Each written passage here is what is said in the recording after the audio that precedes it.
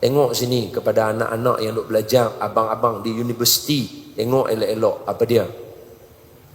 Hidup ni indah, hidup ni seronok, hidup ni ada macam-macam, boleh jadi apa saja, boleh pergi mana-mana pun boleh, dengan syarat kena belajar, baru boleh enjoy hidup.